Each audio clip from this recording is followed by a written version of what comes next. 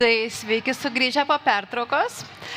Dabar kviesim mūsų trečiąjį svečią, tiksliau viešnią, ir ji papasakos, kaip mūsų protas būtent dorojasi su amžėjimu, galbūt galima kažką pakeisti. Tai žodžiu, kviečiu pasitikti psichoterapeutę Moniką Savičę. Labas, ateik.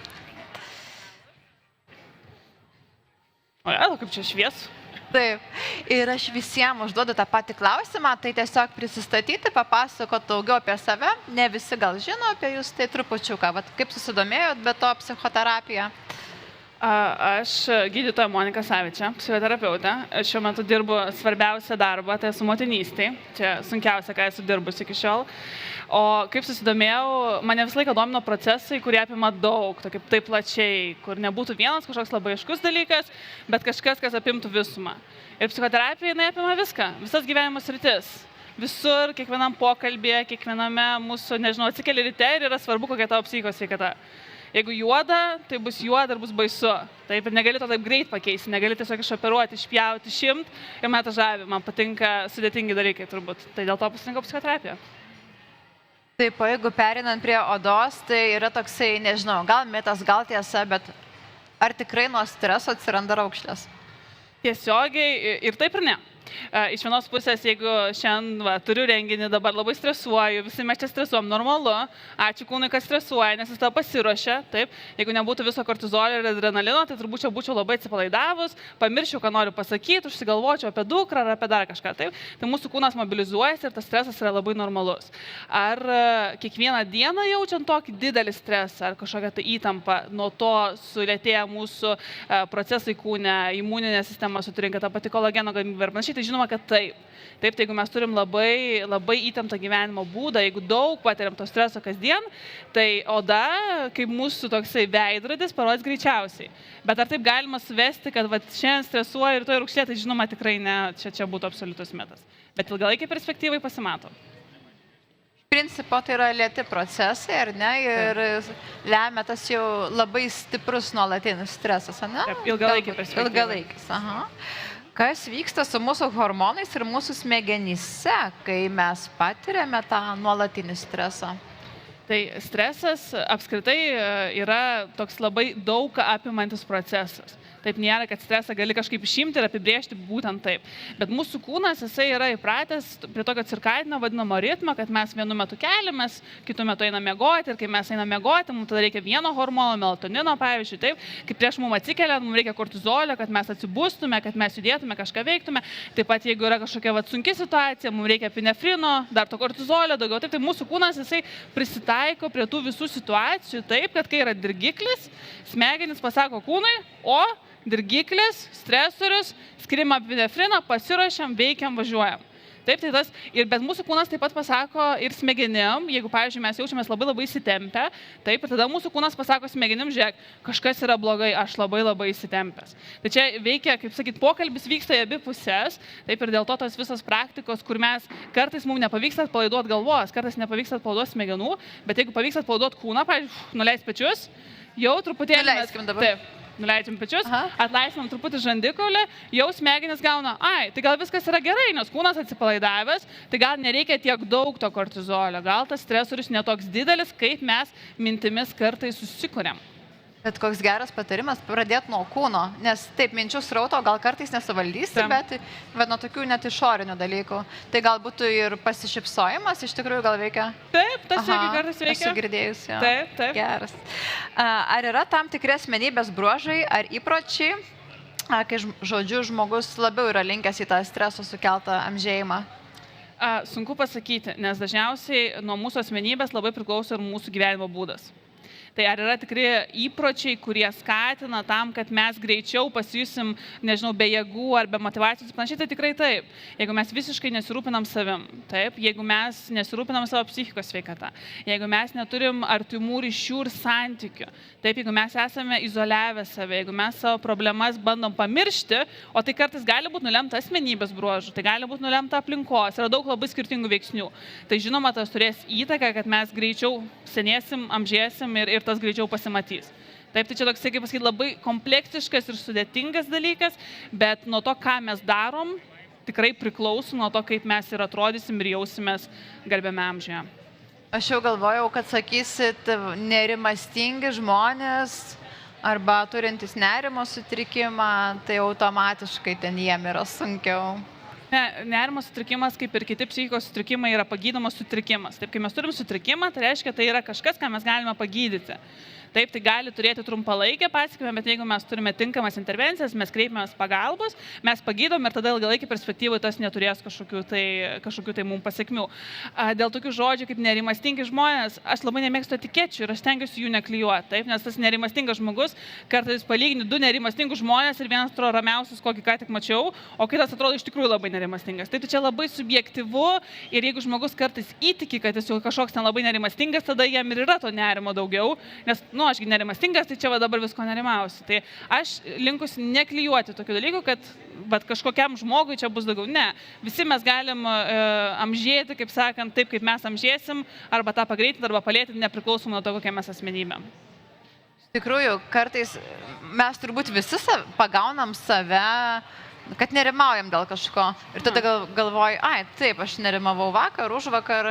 Tai turbūt aš jau tas nerimastingas žmogus, tai reiškia, man jau ten tas ir tas bus ir gal tai bereikalo iš tikrųjų prisiskiriam, ko nereiktų. Tikrai, taip. Nerimas yra emocija. Taip. Tai yra emocija, kurią mes visi jaučiam ir mes turim ją jaustis. Nerimas yra emocija, kuri mus paruošia ateičiai. Tai jeigu mes visiškai nenerimautume, mes tikrai daug kartų objektyviai nepasiruoštume kažkam. O dabar mes pasiruošėme, mes tą pajuntam, mes padarom ir judam toliau. Tai čia nėra taip, kad jeigu aš jaučiu kažkokią emociją, tai aš esu toks žmogus, bet mes kartais taip galvojam, su pykčiu irgi taip galvojam. Taip, jeigu aš supykau, tai aš esu piktas žmogus.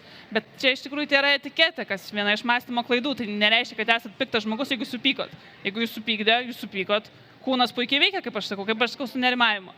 Jeigu yra stresorius ir aš nerimauju, reiškia, kūnas puikiai veikia. Reiškia, nerimauju, kai reikia. Taip, bet man labai patiko, kad sakot, kad nerimas jisai gal visai geras dalykas, paruošia ateičiai. Mes pripratę kažkaip galvoti, kad čia nemalonu, tai reiškia, čia negerai ir to neturėtų būti.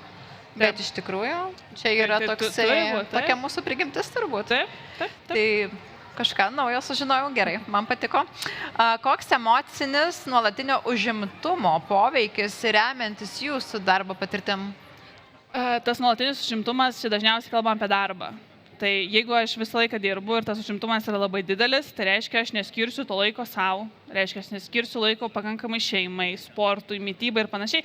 Ir va šitie dalykai jau turės kažkokias pasiekmes.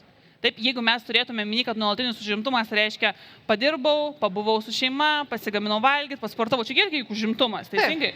Tai čia nuostabu, čia yra sveiko žmogaus gyvenimo būdas.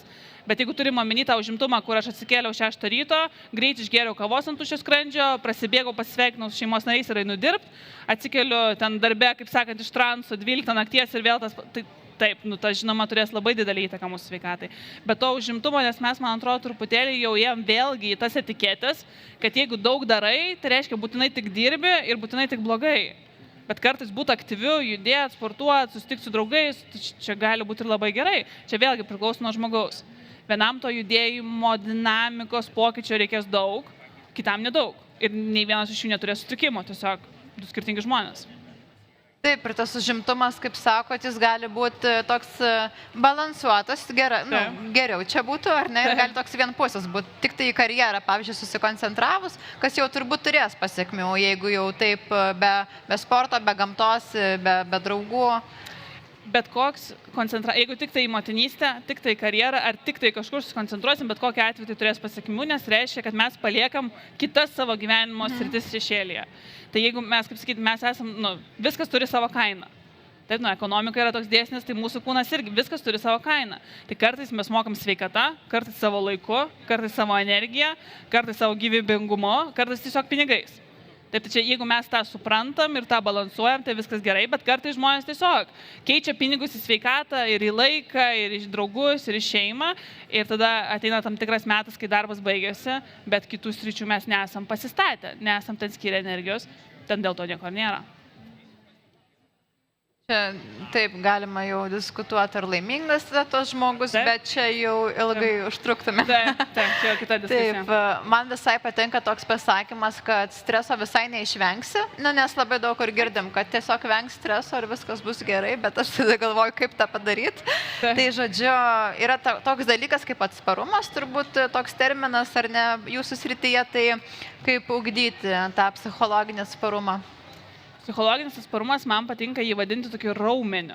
Taip, tai kas yra raumuo, tai yra tai mūsų kūno dalis, aišku, bet mes darydami kažkokius tai pratimus stiprinam. Taip, darau aš pratimą bicepsui, stiprėja bicepsas, darau pritupimus, stiprėja kojos. Taip, tokiu pačiu principu didėja ir mūsų psichologinis atsparumas. Nes kas yra atsparumas, tai yra gebėjimas išbūti sunkume.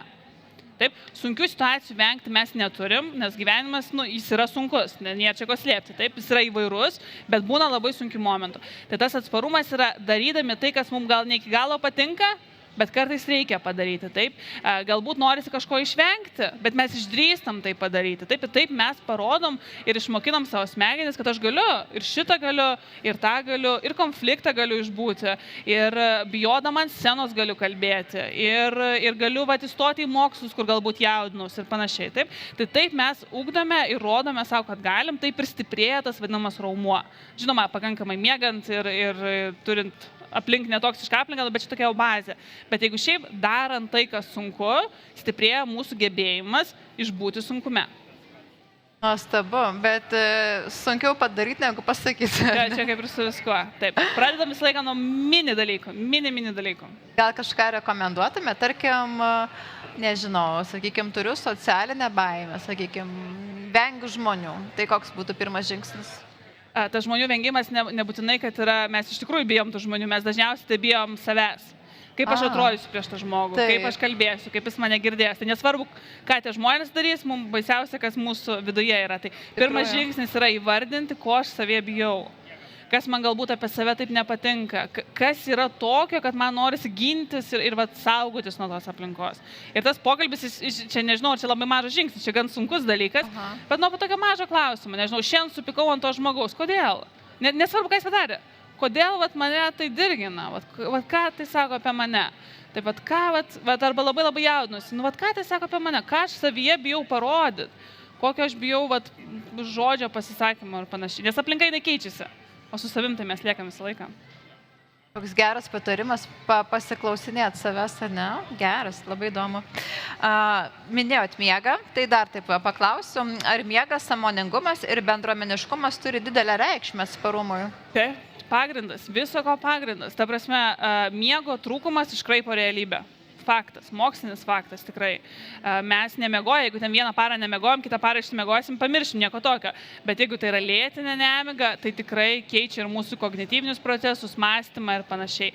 Bendruomeniškumas apskritai vienas iš pagrindinių ilgamžiškumo, čia dabar kalbam apie ilgamžiškumą daug, pagrindinis faktorius, kas padeda žmonėm gyventi ilgai ir laimingai, tai yra bendruomenė ryšiai. Tai nėra kažkokia ląstelė, tai yra bendruomenė ir ryšiai, nes žmogus, jis nesutvertas būti vienas. Taip. Mums reikia grupės, ta grupė didelė, maža, čia jau priklauso nuo žmogaus, nuo kultūros, nuo daug dalykų. Bet žmogui reikia grupės, žmogui reikia žmogaus galų gale. Tai čia yra be galo svarbus dalykai. Sąmoningumas, irgi, ką reiškia tas sąmoningumas, man atrodo, toks žodis, kur į kairę į dešinę, čia visi sąmoningai jau toks, toks tampa. Gal ir abstraktokas truputį? Taip, realiai, ką reiškia sąmoningumas, tai yra supratimas, kas vyksta. Kas yra sąmoningumas.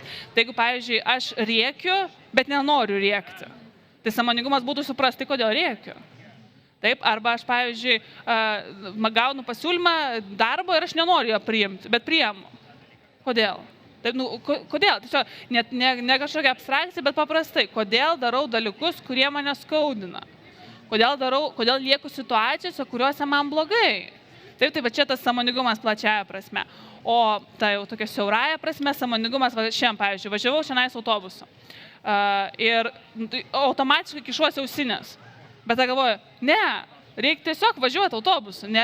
Jau iškart noriu kažką, galvoju, važiuojam autobusu. Žiūriu, ne taip dažnai tenka važiuoti autobusu. Pasižiūri, kas vyksta, ką žmonės kalba, kas už lango. Ir čia yra sąmoningumas, jis atpalaiduoja. Nes smegenys turi vieną darbą. Atvažiuoti nuo A iki Z autobusų, viskas. Jom nereikia galvoti, ką ten girdi, visi receptoriai integruoti, pritaikyta. Tiesiog mes leidžiam savo atsipalaiduoti, darydami vieną dalyką. Plauni indus ir tik plauni indus.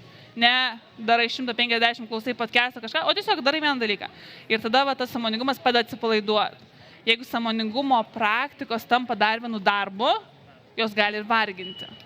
Nes tiesiog tai bus dar vienas darbas ir stresas, kodėl nepavyko to darbo atlikti. Taip, tai čia viskas yra daug paprasčiau kartais, negu mums atrodo. O tai sąmoningumo ugdymas būtų tiesiog pasiklausti savęs, kas vyksta, kodėl darau vienus ar kitus dalykus, ar ne? Sąmoningumo ugdymas būtų mokinimasis pastebėti čia ir dabar.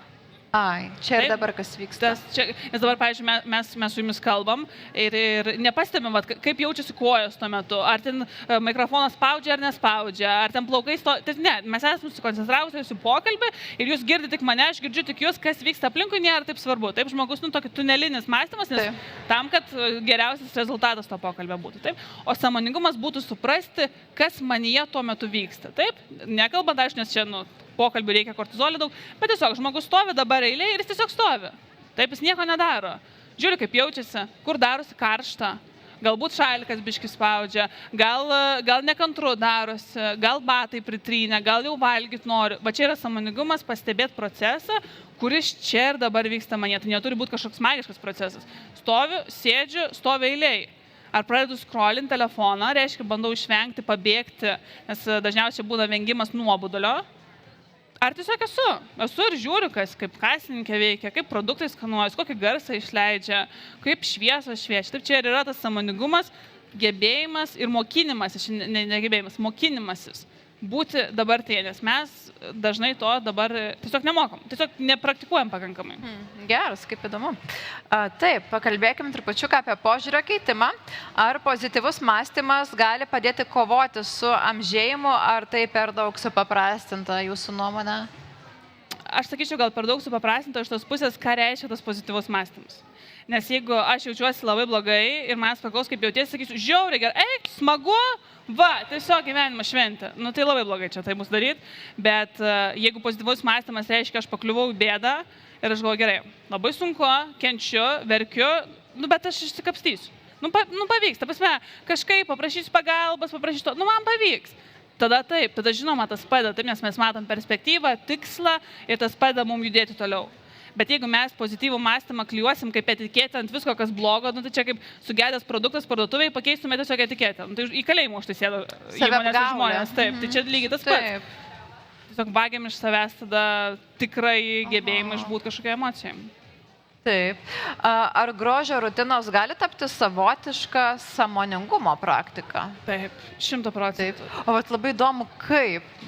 Aš po gimdymo, kuris dar beje netaip ir senai buvo, aš gimdžiau balandį, mano gimtadienis buvo kovo. Ir kovo, prieš šį būtent gimtadienį, aš paprašiau vyro nupirkti man visą naują veido priežiūros rutiną. Viską nuo prausiklio iki kremo, visą pilną.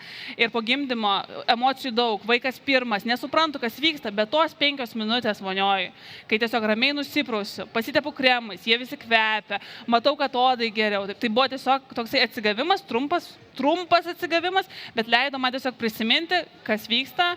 Aha, įkvėpiam, iškvėpiam, su savim, matau save veidrodį ir tiesiog tas darimas to su pasimėgavimu, ko anksčiau gal net nebuvo atkreipus dėmesio, buvo tikrai labai svarbus mano atsigavimo po gimdymo aspektas, nes aš tiesiog leidau savo ryte vakare tas 5 minutės turėti, nesvarbu, kas vyksta. Naktis be miegė, su miegė, nesvarbu, aš turiu tą laiką, kai aš pasirūpinsiu tik tai savimi. Tai tikrai gali ir žmonės tą gali susikurti tokio ilgio ir trukmės, kaip jam patinka. Kitam bus rutina vieną kremą užsitepti ir tai jau sustojau, užsitepiau, minutę, viskas. Nes mums tokio lėto buvimo nereikia daug. Mums užtenka 2 minučių lėto kvėpavimo, 2 minučių veido priežiūros ir jau truputį geriau, atsilaisvinau. Čia kaip, jeigu nori gerti, esu ištroškęs. Nebūtina išgerti viso buteliuko, nors tuo metu kūnui gali trūkti ten viso buteliuko. Užtenka kelių gurkšnių ir jau truputį geriau. Neidealu, bet truputį geriau, dar pajudėsiu, dar keli gurkšniai ir vėl truputį geriau. Tai čia vėlgi po truputį dažnai visą laiką bus efektyviau negu ten litrais per vieną kartą. Aha, bet kaip smagu, kad jūs džiugina toksai ritualas ir jūs kūdikėlio mama, taip? Taip. Labai iš tikrųjų nuostabu, kad jūs radot laiko čia ateit. Ačiū. Smagu, čia man vėl Smagu. Smagu Pakeitėt, mėgautis. Taip. balanso atsirado, ar ne? Smagu būti ne tik mama. Taip, o suprantu. Taip, jeigu oriai senti reiškia vidinę ramybę labiau negu kad prevencija, kaip ją ugdyti? Nežinau, ar suprantamas klausimas, ar kažkaip dar. Kaip pasijusti ramiu, manau, čia Manau, būtų, kad taip. Jo, kaip atrasti tą vidinę ramybę. Tai čia kiekvienam ta vidinė ramybė atrodo labai įvairiai. Tai mano dažniausiai atsakymas į tokį klausimą būna susipažinti su savim. Taip, ar aš save pažįstu? Vat, jeigu klausim kažkokio žmogaus, va, reikia nupirkti kalėdinius dovanas. Visi čia matau, čia su kažkokiais maišais perkam kalėdinius dovanas. Taip? Ir kai perkam jas kažkokiam žmogui, reikia tą žmogų pažinoti. Nu, vat, mėgsta Lego ar nemėgsta.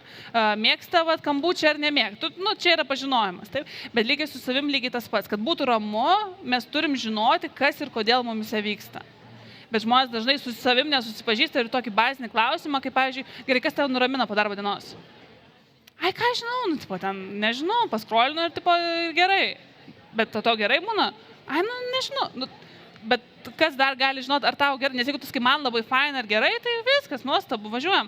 Bet ar tikrai tau gerai? Taip, tai žmonės, kai tą supranta, pažįsta save, tada jau galim daryti, vat, ko daugiau reikia, kad būčiau ramesnis, ko mažiau, nes kai aš žinau situaciją, tada lengva. Šito reikia, šito nereikia, tą išmetu, tą pakeičiu, taip ir užtikrinu tą ramybę ilgalaikį perspektyvoje. Tai stengtis pažinti save ir tai padės net ir priimant savo amžėjimą, ar ne? Gerai. Koks būtų vienas mažas žingsnis šiandien, kuris galėtų padėti amžėti oriau? Čia toks sudėtingas klausimas, bet sakyčiau tiesiog skirti 2 minutės pastebėti savo kvėpavimą. Paprastas dalykas, va dabar visi, kas stovi, žiūri, visi tik šypsosi, tiesiog 2 minutės nusistatau laikrodį, kas su laikrodžiu, su telefonu ir pastebi, kas ten vyksta. Kvėpuoju greitai, lėtai, giliai ir viskas. Ta prasme, užtektų tokio mažo momento, kad tai būtų pradžia pastebėti, kad, bet tai malonu. Malonu sustot, malonu įkvėpti ir tas, tada jau po truputį galim tą daryti kasdien, galim tą daryti kas antrą dieną ir taip pat daryti tą, ugdyti tą įprotį, pasirūpinti savimi iš tikrųjų, žinant, ko mums tuo metu iš tikrųjų reikia. Nuostabu. Ar bus klausimų iš žiūrovų? O, taip.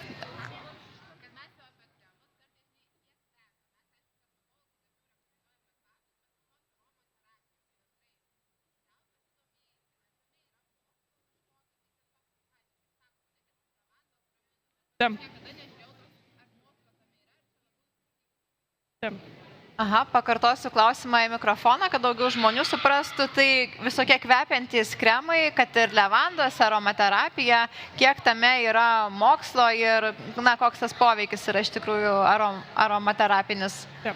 Tai iš tikrųjų nosis yra vienas iš receptorių, kaip ir, pavyzdžiui, mūsų oda, tai jeigu atsistoju, kaip būna tos masažinės visokios pagalvėlės panašiai, atsistoju pėdom, atrodo niekas nevyksta, bet ir cirkuliacija pasikeičia, taip, nes mes dirginam receptorių, pėdas, dirginam tiesiog savaime ten stovėdami ir jau keičiasi procesai. Lygiai tas pats yra su mūsų nosim, taip, nosis yra receptorius, kai smegenys gauna kažkokią tai informaciją, kad yra kvapas, stiprus, lengvas, toks, anoks, tai ir yra dalis to sąmoningumo, dalis proceso. Ar levandos atpalaiduoja labiau negu ramunėlės, yra labai be galo individualu. Tikrai, mokslas tokį dalyką labai sunkiai galėtų ir įrodyti. Tai aišku, ten yra bandymų, bet nėra tokio vienareikšmiško, kad šiti kvapai atpalaiduoja labiau. Tai yra labiau, kiekvienas žmogus randa savo kvapus, kurie jos smegenų centruose dėl vienos ar kitos priežasties suveikia kaip raminantis. Tai dažniausiai būna su kažkokiais prisiminimais susiję, su kažkokia patirtim. Taip, jeigu, pavyzdžiui, mūsų mamos turėjo kvepalus, kur buvo daug levandų, greičiausiai levanda mus atpalaiduos. Tiesiog taip veikia sąsaja. Su mama geras santykis, levanda atpalaidavo. Jeigu mes turėjome močiutę, su kuria labai pykomės ir nekvepinosi levandom, greičiausiai levandų sukels mums tokią nelabai kokią emociją. Tai čia tikrai yra račias. Aš pati, pavyzdžiui, žinau, man dermatologai irgi nepatinka, bet man patinka kvapai. Nes man patinka tas ritualas, man patinka, kai įeini į vonę ir ten viskas, ir šviesa, ir kvapai, ir viskas. Bet čia yra natūralu ir kiekvienas pasirenkam tą kvapą pagal save. Tai kvapai veikia, kvapai atpalaiduoja, bet nespecifiškas toks ir toks kvapas, o tai, kas atpalaiduoja būtent mus. Labai įdomu. O ar bus dar klausimų, kas tik dabar atėjo, pasakysiu, kad mes turim psichoterapeutę pas mus ir jinai yra pasiryžus atsakyti į žiūrovų klausimus, jeigu dar tokių bus. O jeigu nebus, eisim prie pertraukėlės. Tai aš nematau pakeltų rankų. Tai ką, Monika, padėkosiu tau, buvo be galo įdomu, ta prasme, labai, ir aš tikrai naujų dalykų sužinojau, tai aš dar turbūt ir tavo turinį paseksiu, nes manau, kad ten dar kažko savo naujo rasiu. Tai labai ačiū, kad pasidalinai išmintim ir dabar amžėsim oriai. Taip, ir sąmoningai. Ir sąmoningai. Ačiū tau labai. Ačiū labai.